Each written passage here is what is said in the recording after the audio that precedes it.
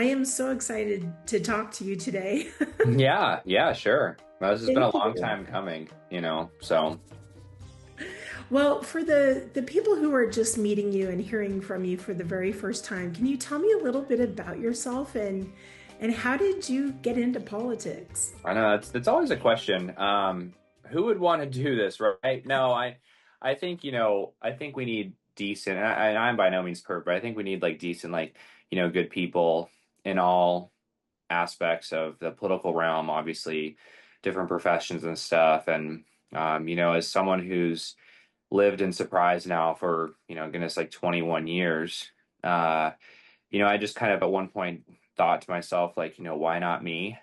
It's kind of started when my predecessor, so I'm the city councilman for Surprise District 5 and currently serving as vice mayor, which is not similar to the chairman of the board of supervisors, but it's a 1 year right appointment, as I'm sure you're familiar with. And so yeah, I've been a high school teacher. I'm currently an assistant principal in Dysart that I just started. But yeah, the previous mayor was my predecessor. Skip Hall was councilman for District 5, and he was appointed mayor when our previous mayor Sharon Wolcott resigned, and that opened up a nomination process where 10 of us in Surprise District 5, which by the way makes up kind of the middle of kind of developed Surprise, not the middle of like land Surprise, but the middle of developed Surprise, so like City Hall, kind of Bella to Greenway, Litchfield to Sayreville area.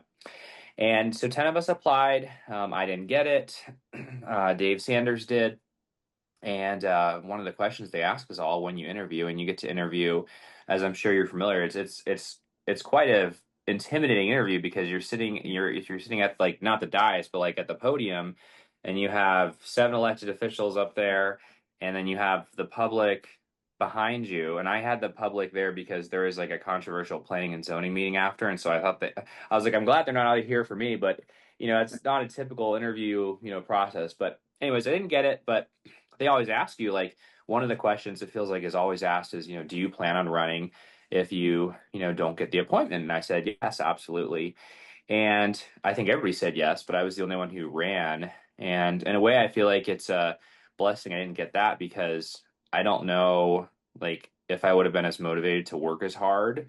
I was 26 years old at the time. I'm 31 now, and it was a challenge, right? I mean, like, campaigning and knocking doors and people who are, my grandparents' age, and just saying like, hey, like, look, I know I'm young, but like, I'm your employee. I work for you, and enjoy your golden years. I'll be down at fighting the good fight at City Hall and stuff. And so yeah, I was elected. It's 2020, knocked probably 2,000 doors, upsetting people left and right because it was COVID. Put on a mask, upset some people, took off the mask, upset some other people.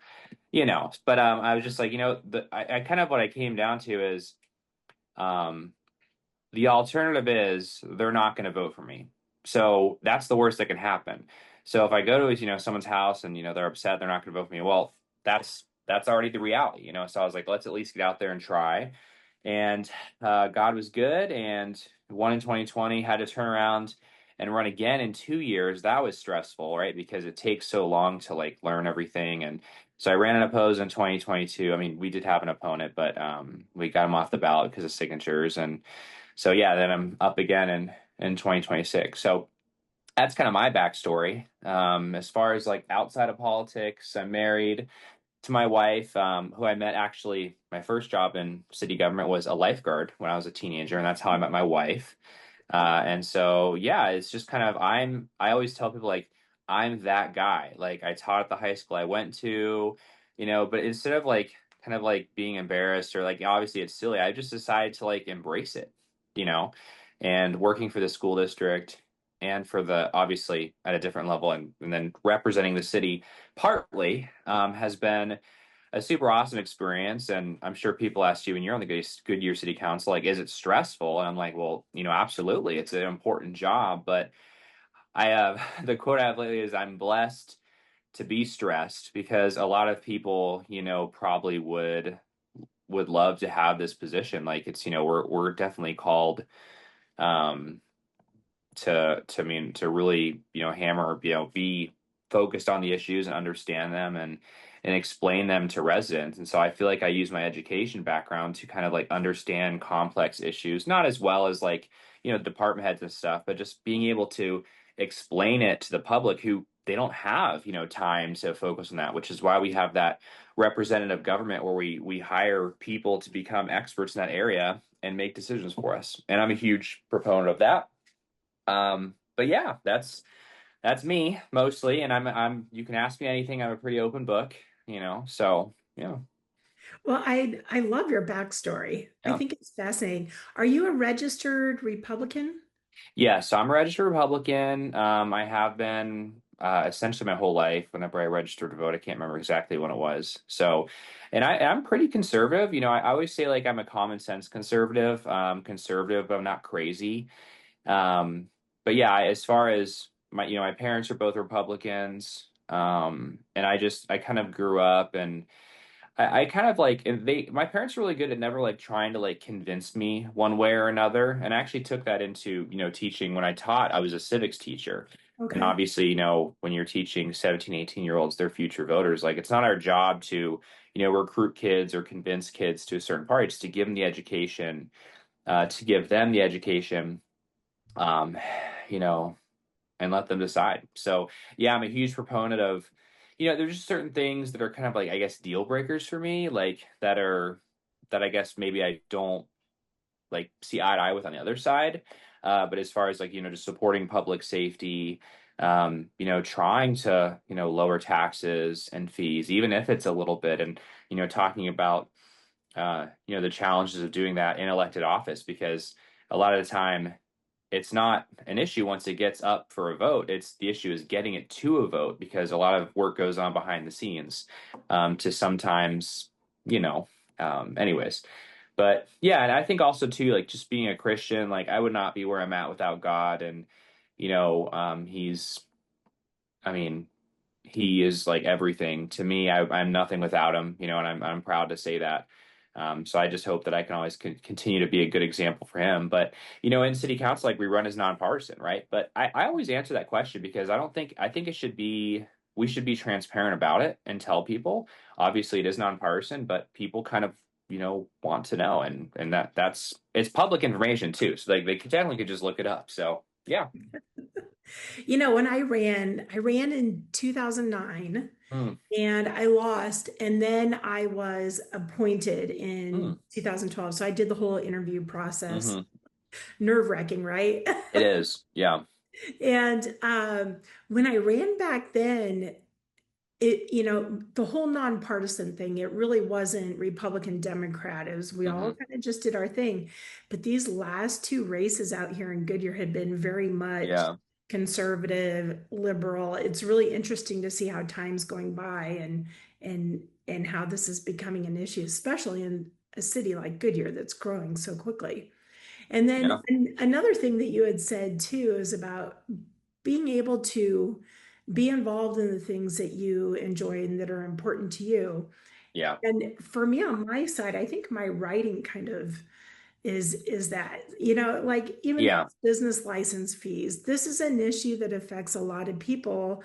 And Hmm. while I may not be sitting on a city council Hmm. anymore, it's nice to Yeah. be able to kind of stay involved in these topics in these areas. So I find that very fascinating about you. So Yeah. let's talk about these business fees you have there in Hmm. Surprise. $168 just Yeah. to apply in the beginning, and then a renewal fee of $84. Yeah. It's about half. Whatever. Yeah. I think that's about $84. Okay. Yeah. And So that's high. I it's mean, like that's very high. Isn't yeah. it one of the highest in the state? And one thing now we don't not trying to bash Goodyear or anything, but usually Goodyear has better revenue sources than us. I'll just say that like for whatever reason, like they just it's I'm good friends with Brennan Hampton. I met Trey Terry during his Arizona House run. Obviously, we know that being a Republican can mean lots of different things, just like being a Democrat can.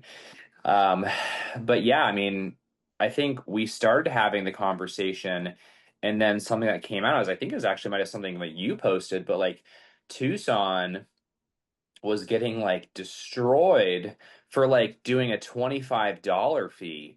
And I was like, man, like that's like an eighth of what our fee is. I'm like, here's the thing, like we're already working on changing it, but I wanted to get out in front of it, obviously, just because I wanted to let people know what we were doing too. But I didn't want it to get like kind of dug up as people are kind of looking into that thing and seeing like what average was. And I started doing a little digging, and Goodyear's and Peoria's, like we typically, right, like we put ourselves up on like, oh, this is how we compare to other cities, and look at us, we're so good. But we don't typically do it as much when we're not. And part of the thing going into this, next election for me, I could kind of get complacent and say, oh, it's my third election now, I'll probably be okay. And I mean, I hope that I will, but I don't want to get complacent. Like I always want to look to see like what areas we can do better. And how this actually originally came up is my colleague, Councilman Nick Haney, who is actually my college roommate, believe it or not. I don't know if I ever mentioned that publicly. I've mentioned it to a lot of people, but he wanted to take a look at cutting the fee for veterans specifically. We have a lot of veterans that already call our city home, but the more veterans that we can have in our community owning a business and make it as easy for them and supportive for them as possible, I think we should all move forward with that. And then, of course, we had the work session. And then I was like, what can we include first responders? And a lot of these first responders, have side businesses too.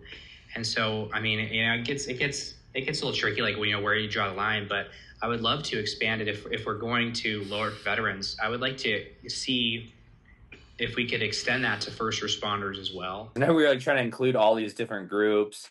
I would also like us to add to the process the tracking of women and minority-owned businesses.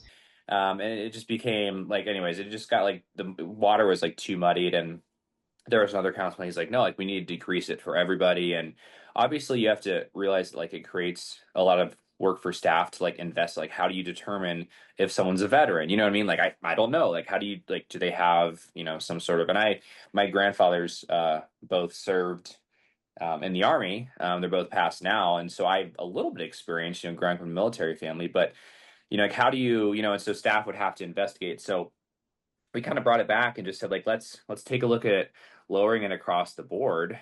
And a lot of the time, staff is great, but I alluded to it a little bit earlier.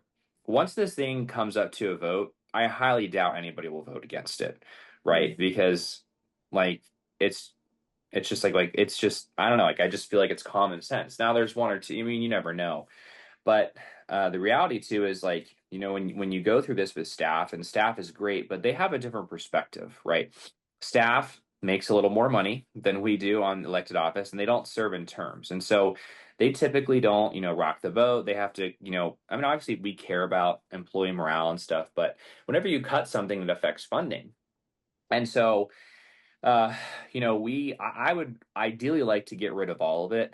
Unfortunately, I think that would be about, and like part of it too is like, you've got to be like fiscally responsible, right? Like we can always cut more, but it's really hard to go back. Or, how much would we lose every year? Like, are we really losing that much? How many people do we think would apply? How much of our general fund is based off of this specific business license? I mean, if it makes up, multi millions, we got to be careful, because we never want to get in a place where we lower it too much, then we have to raise it later, right? Nobody wants to do that. But I'd like to see it come down for everybody. But I do think it would be nice to, I mean, our veterans have done so much, our first responders have done so much for our community, that if they want to start a business in the city, especially if they work here, like a surprise firefighter or a surprise police officer wants to, start a business. I mean, we're talking about $100. And also too, you have to get consensus from 4 council members. And so if you're too aggressive, even though that's like the best case scenario, like, hey, like we're going to cut this thing, we're going to lose whatever $3 million, or I can't remember how much it is. I don't want to speculate, but I think it was like if you cut it completely, like the reoccurring everything, it's like $500,000 in revenue, and I mean that's 5 police officers right there. But also too, like if you make it completely free, which I love the idea of, but one thing staff had a point is you have a potential, you could have people kind of take advantage of that, and so someone could just file off like 10 business license things just for whatever, and obviously there is staff time associated with that. And so staff goes around, like, you're aware, but not everybody's aware, is we have open meeting law, so we can't discuss things in groups of three or more, either directly or even just like over time. And so staff has gone around and met with, the mayor and council members, typically in pairs, and tried to kind of, just build a consensus of like kind of like what we should bring forward that will be successful. And cutting the initial fee in half seems to be a good start. I don't want it to stop there, though. I think, when we cut the property tax back in July, we cut it quite a bit last year, but that's because there is a sales tax raise, previously there. So when we cut it, that we lost about 300,000 in revenue. And again, obviously, like that pays for stuff, right? Like there are services associated with that. This will only affect us by like we're only going to lose 25, and I say only, like obviously like it's $1 billion budget, but I mean for me like $25,000 is a lot of money. But we want to make it easier to start a business in Surprise. And I think it's like the standard and the precedent's important too. Like we want to send a message that, we want small business owners here. And we don't have a lot of control on a local level over budgets, over cutting. Like we don't have these budgets the federal and state governments do, although I think we do a better job on the state. Oh, I know we do a better job on the state and local level at managing budgets because we actually have to balance them. But we have to do our part and show our residents like that we're trying. Like the reality is like over the past few years, and it's slowed down a bit. We've had an increase in the cost of living, and I think I saw Congressman Schweikert say that a cost of living increase without a proportional salary increase is a tax increase. And so we have to take a look at ways that we can make uh, living more affordable in Arizona, but specifically in our city. And I'm competitive. Like I want people here. I want people starting their businesses here. Yeah, it's like, we lose what, $50, but it's like how many jobs are they going to bring here? So it's really an investment.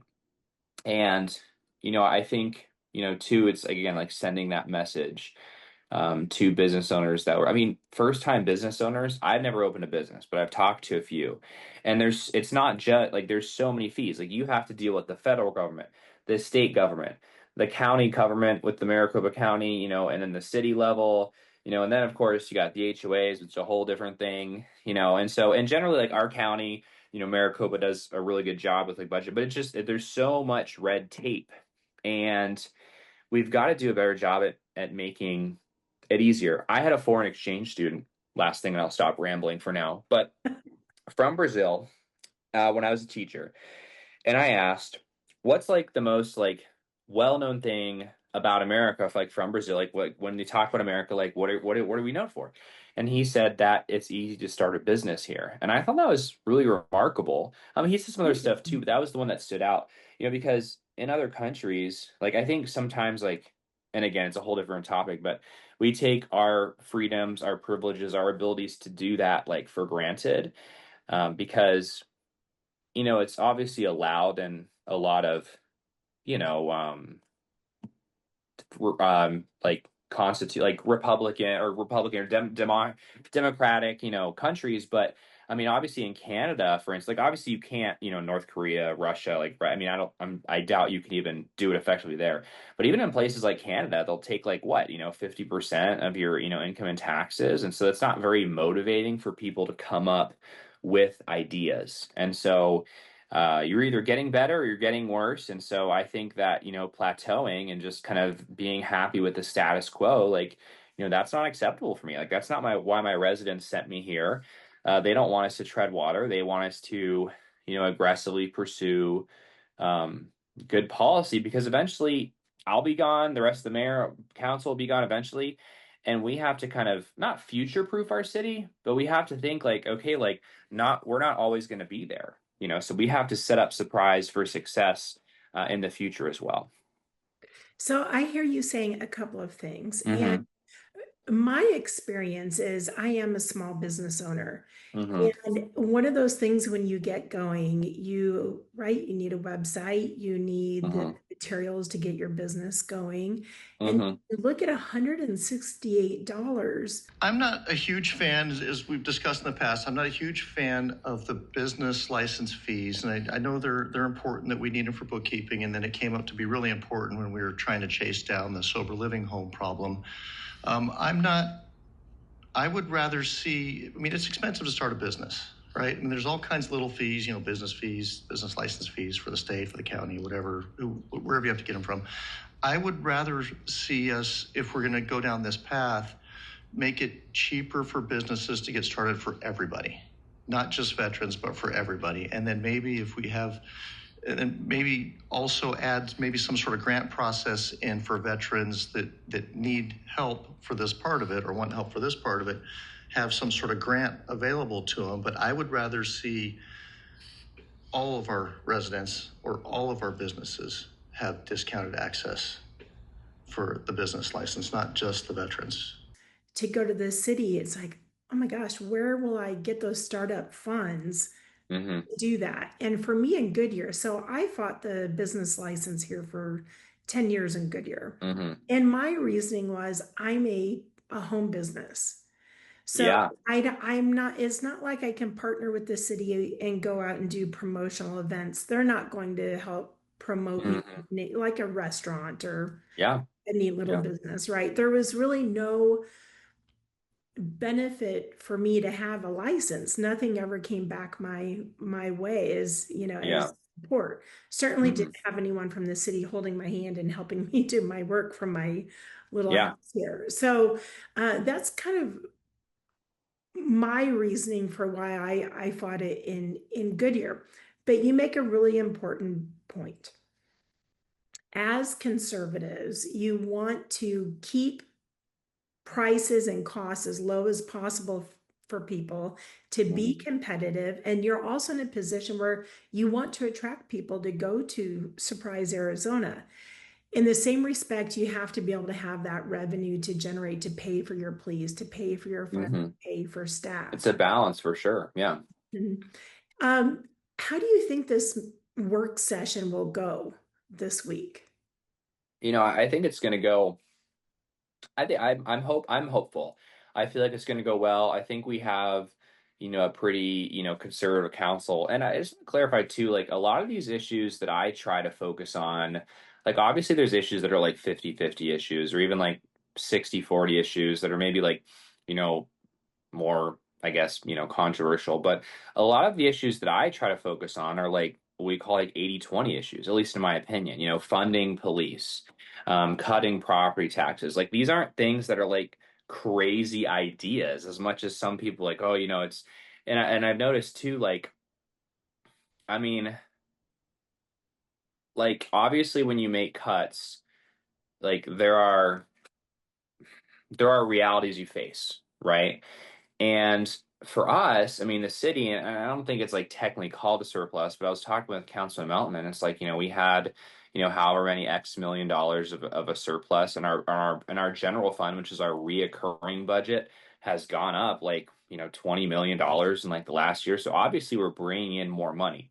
Now, the old me before I got into city council would say, hey, any extra money needs to be returned to the residents. But just like Goodyear, Surprise is a growing city. You have needs. You need to hire police officers. You need to hire firefighters. You need to use the one-time revenues like construction sales tax to build roads in District 1. But we absolutely should be returning some of that money to who it belongs to, which is the residents. And I think the longer I've seen people, be elected officials, is it becomes more and more like it's their money and not the people's money, and it's not the residents' money. And it's like, no, like we don't, like we work for the residents. And I'm sorry, I forgot your question. I don't know if I answered. I just started off on something else. Well, for this work session, do you think Yes, the work session. Yeah. Do you think a discussion might come up about doing a tier, like certain businesses with a certain amount of employees, or might have a tiered system? We did take a look at that. In fact, that was a suggestion that it sounds like I haven't had talk with everybody, that a couple of us had, because, obviously Walmart, Starbucks, like those businesses are going to be okay, you know. And so we did focus on the initial fee. So it'll be for kind of like, obviously the initial fee is double, and there's reasons for that. Like when a business is like, there's more work on the staff end, but my argument, like as far as like staff goes, it's not, we're not hourly, like we're salary, you know, like staff is salary. I think it'll go well. I think there's definitely going to be people that are going to say like, hey, it doesn't go far enough, like, you know, we need to eliminate this completely. And I'm inclined to agree with them, but here's the thing is, in the world of politics, is you count to four, or in the, you know, Senate you count to 51 or 60 depending on what the issue is. You know, and so if you kind of like, if I get a little too excited and I just want to start slashing things across the board, which is kind of, I feel like what I have the reputation for, is then it doesn't get buy-in from enough people, and then guess what? Nothing happens, right? And it stays the same. And so I think that something is better than nothing. You also kind of get that ball rolling. I think it'll go well. I'm interested to see what my colleagues have to say. We have and I won't out everybody's political parties, but I believe we have five Republicans in our council, an independent and a Democrat. And again, it's nonpartisan, but like stuff like that matters. I think it's important to not undersell this. I'm hopeful. Like when we brought this up originally, it was started by Councilman Haney, who had the idea with the veterans, and then Councilman Judd wanted to cut it across the board. And so it just kind of like it died like last year, never came back. And so we were able to resurrect it. I feel like the mayor is going to be supportive, but again, I don't know for sure until we kind of like get out there. And of course, you never want to, you know, jeopardize, you know, good policy like this by, you know, and obviously like you want to talk to elected officials. Like open meeting law is a challenge. Like I definitely agree with having it, because the last thing you want is for elected officials to meet in, you know, the mayor's basement before and like kind of hammer out everything they're going to do, because that's not transparent. But there are challenges with that, and that is like, you know, typically in work you bounce, you know, ideas off one another. Anyway, so and this one I've really only talked to Councilman Haney about it. I think it's going to go well. The goal is for if the work session goes as expected, and I'm hoping some small business owners will kind of come out. Doesn't have to be you. We'd love to have you, but just kind of explain like that side, like, hey, this is the reality. Like these are all the things I have to pay, you know, when I start a business. Oh, and then I want to just bring my business to Surprise, literally do nothing else. I have to pay this fee. Like there's probably a lot of people that disagree with that in general, including myself. Of course, you have to. I'm a very like small government guy. I'm not a libertarian. I'm not a no government person. You know, I think some people, you know, it's easy, like those are easy talking points, but in reality, like, you know, anarchy might have some issues with that. But if it goes well, then I'm hoping, well, I'm hoping as in I'm going to make sure that it's on the next council. So it's in the work session. We don't vote on work sessions. We vote in council meetings, which take place after. So sometimes we do work sessions, and then at the next council meeting, not the one that night of, because you have to have, you know, 24 hours notice, at the following council meeting. So the second one in September, we would vote on changing that policy. And so, And, yeah. and that's I've been watching your agendas for like the last 2 weeks, anticipating this coming up, and then a Yeah. friend of mine just gave me a heads up today. So you do have this in work session. So Mhm. you are thinking it will be your next, not this council meeting, but your next in 2 weeks or in a month. You'll have No, it'll be in 2 weeks. in two If weeks. it's not in Okay. 2 weeks, like I hope there's a really good reason for that. Like there's always like things, but I mean, typically when we do stuff like this, we do it in a work session because at council meetings, time is limited Mhm. and you have to vote on stuff. And whenever you have long discussions in council meetings are fine, but obviously the more you have, the longer the meeting goes, and then like, you know, public starts to leave and stuff. And so yes, if it goes well, there's no reason that I could think of. I mean, in the past, when we have types of things like these in work sessions, um, they will go to the next council meeting. And we have council meetings twice a month, the first and third Tuesday, not every other. So it gets confusing sometimes in the 5 Tuesday months. But yeah, it'll go to a full council vote. I don't know if they would put it on the consent agenda. My guess is that it'll probably be the consent agenda is kind of like the, you know, the, for those who don't know, the regular things. I have to tell you, I have an issue with consent agendas. I do too. Yeah. I I they can get especially in weaponized for sure. education, in the school districts. Oh Hmm. my goodness, I've been following those for a couple years now. It's so frustrating. And I think that's where people get really confused. Like, how did this happen? I don't recall this. Well, it was in your consent agenda. Yeah. And we have a rule in surprise, and this is not the case everywhere, but yes, you're right. Like sometimes you can get political or sneaky or even like manipulative with the consent agenda because you can put something on there that's really good, right? Since you see it even in Congress, and then you could put like a poison pill, and you could do it a couple ways. You could dare someone to vote against the really good thing, or you could, keep someone from voting no against something they want to vote no on by putting it with something else and kind of dare them to not vote yes. And so, in surprise, at the very beginning of every meeting before the consent agenda, any elected official without a second can pull something off a consent agenda for discussion. And I like that. It doesn't require a second. You don't have to get permission from the mayor. You can pull it off consent agenda. So, but I agree. And of course, you do want the meetings to kind of, I mean, we have some long meetings even with the consent agenda, but I think like when there's in doubt, I mean, there's been things too where it's like something like that, like if it's on the consent, I'm gonna ask that it's not, so it probably won't be. But that we pull it in and just kind of recap, because anytime someone tunes into a council meeting, even though that, and I'll say we because you were an elected official too, go to all the council meetings, that could be the first time someone tunes in. And so we have to do a good job at, explaining what we're doing. And sometimes we get a little carried away with all the acronyms and, PADs and rezonings, and we just kind of get going so fast because we know what it means. But if someone's watching that for the first time, like let's explain that for them, let's hash it out.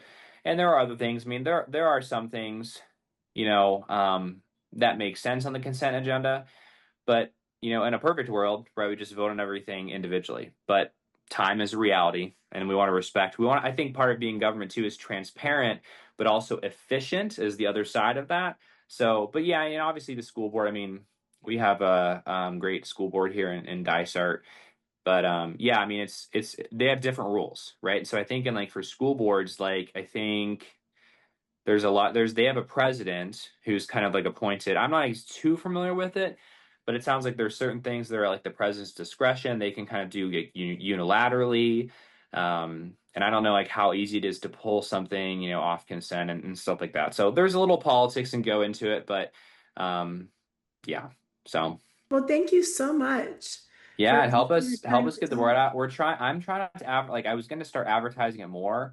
We're not voting on it, but we are like this will be kind of like that discussion. And if all goes well, it'll be up for a vote next meeting, but there might be less of a discussion next meeting. So it's probably more important to show up for the work session if you're a small business owner. I know a few people have I think, Nick reached out, and so they'll be out there. So I'm super excited. This is great policy. This is great policy. And honestly, under our last city council that we had, I won't get into that, but it would have been dead on arrival. So I don't know. Well, best wishes and Yeah, good luck thank to you. you. All right, you have a good weekend. All Enjoy right, you tomorrow. too. All Yeah, see right, ya. thank you. Yep, bye. Bye.